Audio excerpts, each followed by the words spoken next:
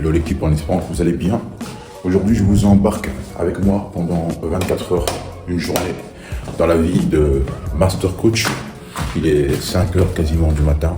Là, on va se diriger vers la salle pour un entraînement d'abord, histoire de bien commencer la journée, bien se conditionner. Et voilà, pendant les prochaines 24 heures, enfin pendant la journée, je vais vous embarquer avec moi et vous partager un petit peu les insides de la vie de Master Coach. On se rejoint la petite Titine, aussi déter que nous. Alors l'avantage de s'entraîner à 5 heures du matin, on pose souvent la question pourquoi tu t'entraînes et te réveilles aussi tôt. Déjà premièrement, tout le monde dort, donc tu prends naturellement un avantage compétitif. Et à côté de ça, tu as aussi la paix, la tranquillité, le fait que personne ne puisse te déranger, pas de téléphone qui sonne, pas de distraction, de déconcentration, c'est juste toi et toi. Voilà deux des bienfaits principaux du fait de s'entraîner aussitôt et pendant que tout le monde dort finalement. Et ça te permet de te créer, de te conditionner, de te préparer mentalement à la journée qui t'attend et à performer en fait directement. Donc voilà.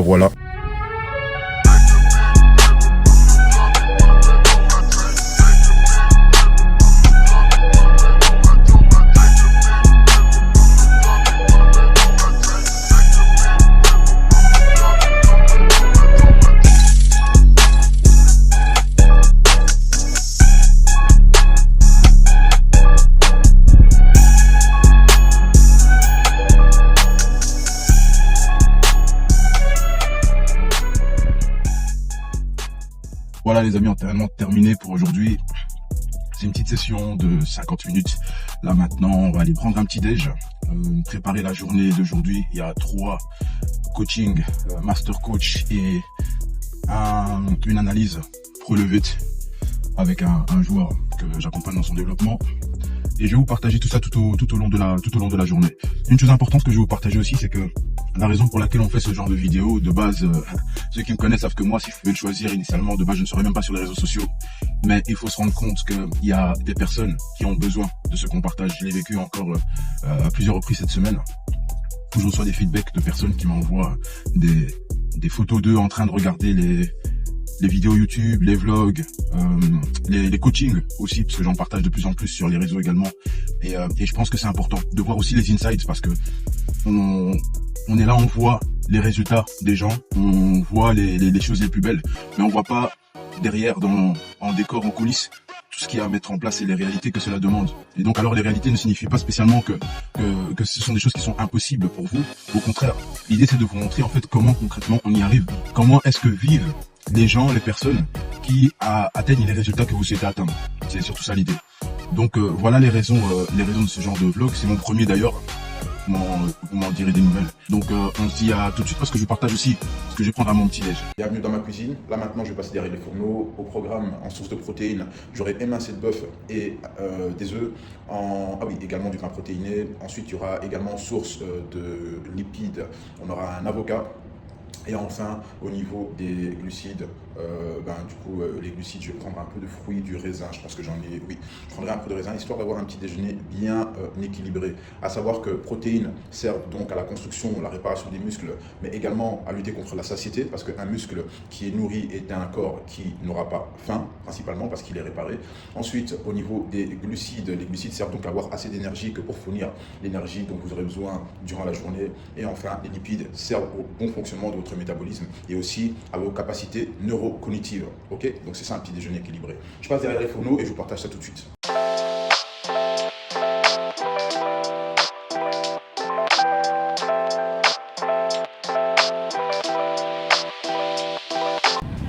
Voilà le résultat final de votre cuistot préféré. On va passer à table maintenant.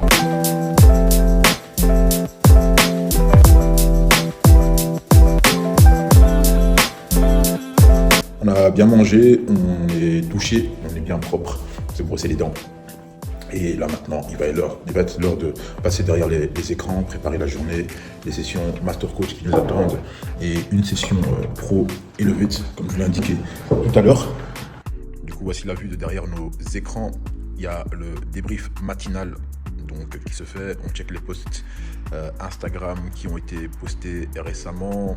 Ensuite, on a notre dashboard qui nous dit concrètement au niveau des publicités méta qui ont été faites. Je ne suis pas encore fortement développé là-dedans, mais on commence tout doucement.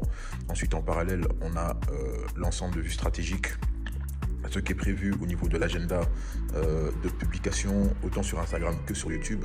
Ensuite, on a une analyse Insta ici avec le nombre de nouveaux followers, le nombre d'interactions, l'augmentation au niveau des engagements, le nombre de clics, le type de contenu aussi par répartition, carrousel réel. Pour l'instant, les carousels, sur les derniers jours, j'en ai posté 14 contre 58 et réel. Il y a un ajustement à faire, par exemple, au niveau du contenu top of tunnel, middle of tunnel et bottom of tunnel. On est surtout sur du tofu pour l'instant, ce qui est normal dans mon cas parce que je commence seulement une stratégie intensive de communication sur les réseaux sociaux. Sur la gauche, les contenus qui ont performé, bien performé. Sur la droite, ceux qui ont un peu moins performé. Du coup, le fait d'analyser ça, ça permet de se concentrer sur les contenus qui fonctionnent. Encore peut-être tester un tout petit peu ceux qui ont moins fonctionné pour essayer d'avoir les feedbacks parce que du coup, on sait même avoir les analyses. En cliquant dessus, il y a l'analyse concrète qui se fait. Et puis ensuite, après, à la fin, j'aurai tout le compte rendu. Une fois que j'ai le compte rendu de ma plateforme digitale, celle que j'ai créée, j'introduis ça dans Claude et GPT, histoire de voir comment est-ce qu'on peut exploiter ce qui a fonctionné et éliminer ce qui ne fonctionne pas, tout simplement. Donc voilà, ici vous avez toute l'analyse, tout le compte rendu qui est fait, donc les points forts, les points faibles, ceux qui poussent au clic, quels sont les hooks qui ont fonctionné, quels sont les angles de message auxquels les personnes qui nous suivent sont attentives. Donc voilà, tout ça est vraiment étudié et scruté en profondeur et c'est tout constamment en train de tourner. Quand vous voyez les mises à jour qui se font ici, c'est tout simplement en fait un scan systématique qui est pris de nos réseaux. Donc ça, du coup, c'est Instagram. Et vu que je me suis aussi lancé sur YouTube récemment, on fait exactement la même chose sur YouTube. Donc on voit ici de nouveau, on a commencé de zéro. On est à 20 petits abonnés actuellement, 12 vidéos dont 8 sur les 30 derniers jours. Donc vous voyez que c'est vraiment maintenant que j'ai commencé à développer ma page. Nombre de vues total, on a 1153, ce qui n'est pas trop mal pour un début, parce que je débute vraiment de zéro. Il y a encore beaucoup d'analyses à faire, de choses à mettre en place, mais c'est plutôt pas mal. Je vais bosser maintenant sur les dossiers des coachs que je vais accompagner aujourd'hui. Donc je vous dis à tout de suite. Voilà l'équipe, on quitte la maison pour la deuxième fois de la journée. Là, on est en train de se diriger direction Athletics. On a le master coaching de Fiorella qui est prévu. Je vais en profiter pour vous donner quelques tips quand vous commencez dans le coaching. Une chose très importante, c'est déjà premièrement, je trouve, de savoir pourquoi est-ce que vous voulez devenir coach. Parce que souvent, les coachs veulent devenir coach pour les mauvaises raisons. Principalement, via les réseaux sociaux, il y a beaucoup d'influences qui font penser de l'extérieur que c'est facile. Or, le métier de coach, je parle du vrai métier. Je ne parle pas juste du fait de poster quelques entraînements sur Instagram en story, mais réellement le métier de coach et potentiellement en vivre et en faire une réelle activité, un réel business, c'est quelque chose de très particulier qui dépasse le cadre de la passion. La passion sera une motivation de départ, tout comme aussi pour d'autres, ça sera l'aspect financier.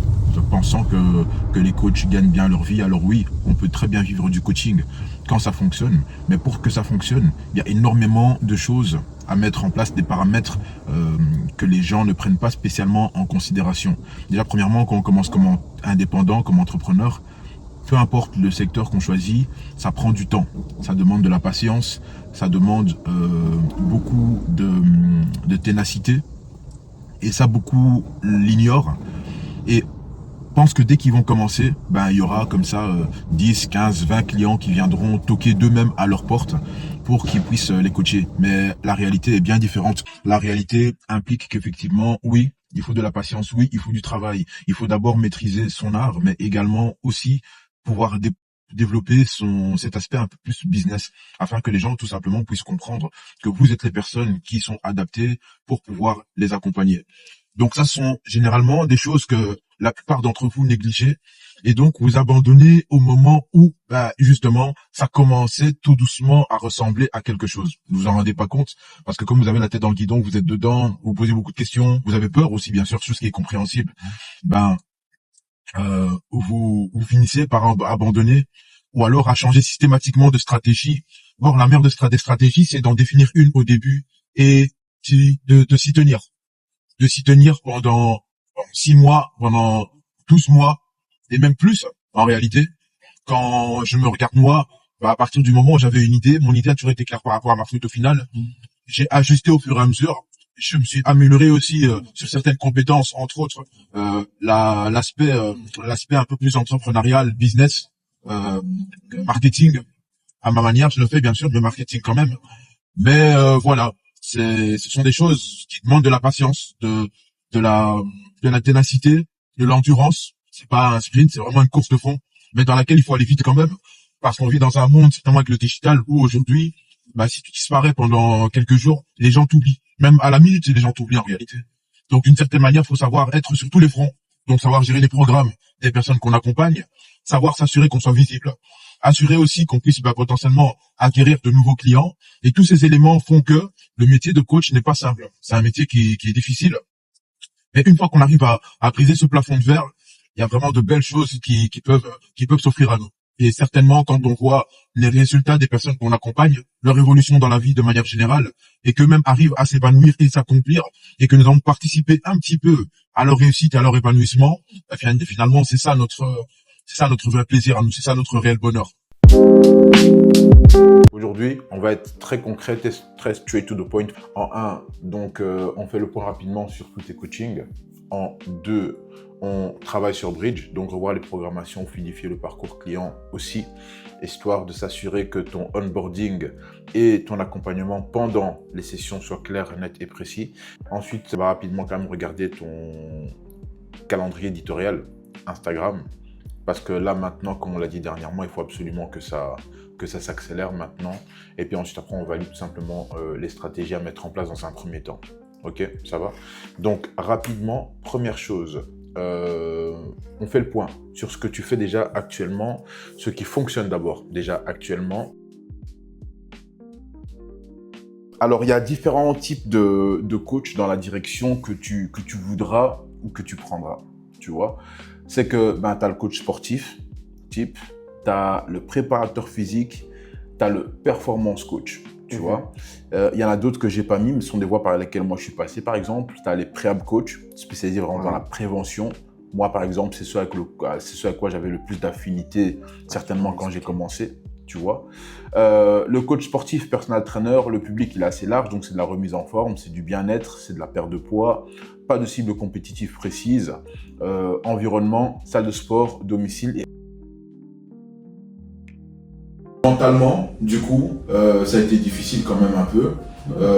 Mais ton début de saison, j'ai l'impression que ça se passe bien. Ouais, ça se passe bien. Le coach m'aime bien, c'est un bon coach. Qu'est-ce que tu penses que tu devrais mieux faire que tu as fait la saison passée? Plus décisif, ça c'est sûr. Non, là je te parle pas du terrain, là je te parle en dehors du terrain.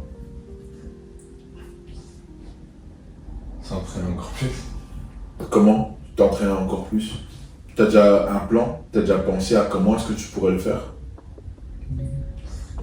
Venir chaque jour. Ou plus. Parce que là, il y a 2-3, non? Il n'y a pas que l'entraînement, tu peux me dire tout ce que tu penses que tu dois mieux faire. Ton sommeil. Non, le dernier temps, le sommeil, c'est chaud. Ça veut dire quoi? Je dors à 1 heure, enfin, je peux pas dormir. À cause de la Coupe du Monde ou bien? Ouais, ça aussi. Après aussi, vacances et tout. Normalement, je vais dormir vers 22h30, 23h max. Mais là, dernière semaine, c'est chaud. Dernière des semaines, je vais dormir à minuit, 1h, 2h. Et tu fais quoi? Je regarde ou le foot, ou le PlayStation, ou je regarde TikTok, Ok, d'accord. ou Netflix. Mais il va falloir du coup recaler ton sommeil. Ça t'es prêt à le réorganiser? Ouais, tout. Ok, d'accord. Le plus vite possible. Bah, c'est ce soir le plus vite possible. Je vais essayer. Même hier, j'ai essayé, mais j'arrivais pas. J'ai dormi à 1h. Mais t'étais dans ton lit à quelle heure? À 23h. À 23h. Ouais, j'étais comme ça. Ok, ça va. On essaiera de voir comment est-ce qu'on peut rééquilibrer ton sommeil, potentiellement. C'est quoi? Qu'est-ce que tu fais le soir? À partir de 19-20h, tu fais quoi? T'as encore sur ton téléphone et tout ça ou pas? Bon, oui, PlayStation. Ouais, bah il faut arrêter. À 20h ou 19h. Là, pour l'instant, tu arrêtes à quelle heure? Tu joues jusqu'à l'heure de dormir, en fait. Non, je joue 22h30, après je vais me dormir. Ouais. Et je te recommanderais, essaie de diminuer d'1 heure chaque jour, jusqu'à arrêter à 19h. Yes, donc les réunions matinales sont terminées. La dernière était avec notre petit team que. Ensuite, là maintenant, on est sur plateau. Il y a Laurent qui est en train de gérer un de nos joueurs, René Mitongo, jeune joueur du Standard, jeune talent du Standard. Et là-bas, on a un autre jeune qui est en train d'être pris en charge par un autre de nos coachs. Juste là. Alors voilà les amis, la matinée à la salle est terminée. Le dernier master coach, ça va être en call. C'est Katrina de la massage que je vais avoir donc en vidéoconférence. Je vous partagerai aussi un extrait de celle-ci. Alors la chance que j'ai, c'est que j'ai la possibilité, je me suis créé la chance, l'opportunité, je me suis mis dans des conditions où je peux travailler un peu d'où je veux quand c'est comme ça. Donc du coup j'aime bien varier. Généralement les matinées, j'aime bien les passer à la salle du coup. Et l'après-midi, généralement, je bosse de la maison. En tout cas pour les jours où je vais à la salle, parce que je n'y vais pas tous les jours. Des fois, j'aime bien aussi passer toute la journée à la maison ou bien prendre un bureau neutre, de manière à ne pas être dérangé quand j'ai du deep work à faire et que j'ai besoin d'hyperfocus. Mais quoi qu'il en soit, ici, là maintenant, on se dirige vers la maison. Dernière session avec Katrina. Et ensuite, la journée d'accompagnement sera clôturée pour aujourd'hui.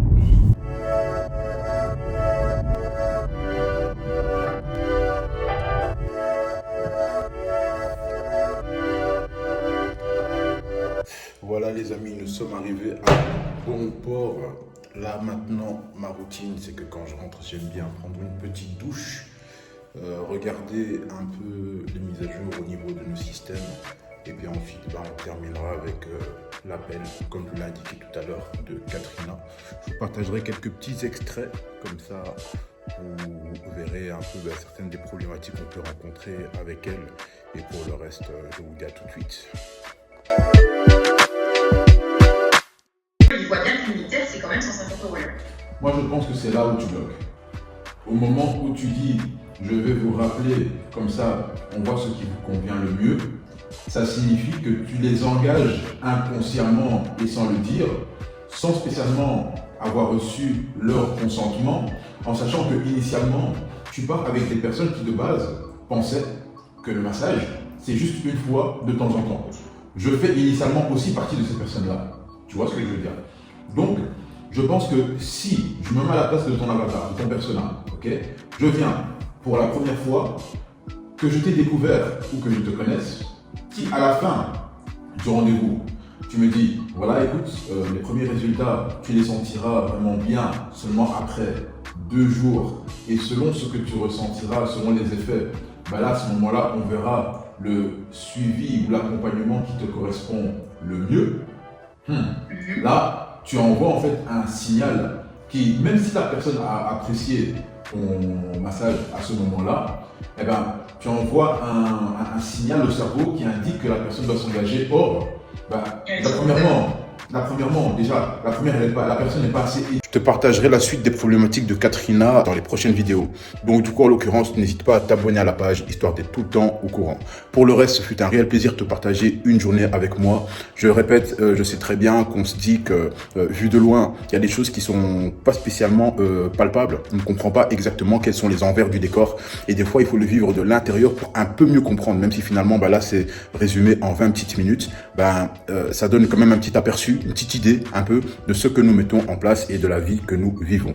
À côté de ça, si tu es un coach ou un accompagnateur dans le domaine sportif et tu aides les personnes, des gens à atteindre leur meilleure version, leur plein potentiel, tout ce que tu as vu dans cette vidéo, c'est ce qu'on fait tous les jours. Donc, primo, n'hésite pas à t'abonner. Et deuxièmement, si toi aussi tu as une activité et que tu vas avoir un call diagnostic, histoire de voir un peu où en est ton activité à toi et qu'on te donne déjà une petite roadmap pour que tu puisses mettre certaines choses en place dès maintenant, n'hésite pas à cliquer sur le lien juste en dessous de la vidéo que tu verras, où là, tu pourras juste réserver, booker un appel diagnostic offert. Je précise, on pourra regarder ensemble si potentiellement on peut t'aider à te développer dans ton business. Pour le reste, je te souhaite une très bonne journée. Ce fut un réel plaisir de passer tout ce temps avec toi et on se dit à la prochaine. N'oublie pas de t'abonner.